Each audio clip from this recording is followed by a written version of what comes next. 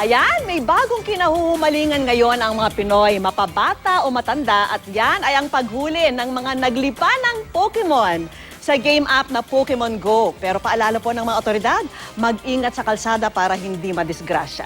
At yan po ang tinutukan ni Dano Tingkungko. Sa gitna ng malatalahibang Quezon Memorial Circle, paikot-ikot si John Palomas. Ilang saglit pa napatigil si John. Pokemon pala ang pakay. Mapipilitan ako mag-exercise ngayon. Talagang lalakad, bisikleta, lahat. Gagawin mo talaga para lang mahuli sila lahat. At bakit nasa circle si John? Isa kasi itong Pokemon Gym. Ang target, makahuli ng mga Pokemon na lumalabas sa mapa habang naglalakad.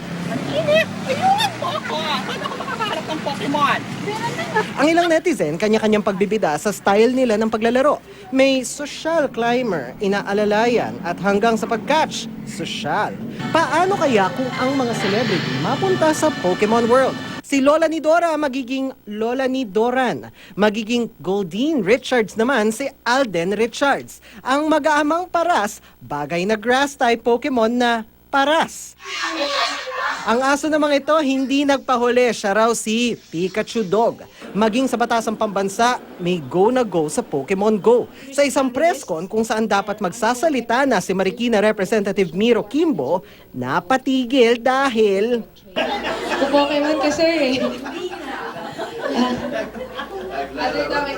Sir, ayan, Pwede linawin ko na lang ha. Huwag kang alis dyan ha, yung aming... ang ilan ngang mga gusali ng gobyerno tulad ng MMDA Metro Base naging designated Pokemon Gym. Ayos lang naman sa MMDA pero may mahigpit na paalala. Huwag silang mag-trespass. Huwag na huwag kayong maglalaro ng Pokemon Go habang kayo ay nagda-drive. Wala pa raw opisyal na abiso ang DepEd sa mga estudyanteng makakahumalinga ng Pokemon pero paalala nila, Ang ating kagawaran ng edukasyon ay hindi po magkukulang sa pagpapaalala na dapat iwasan ng mga paglalaro ng mga bagay na ito, lalong-lalo na po sa oras o araw ng pasukan.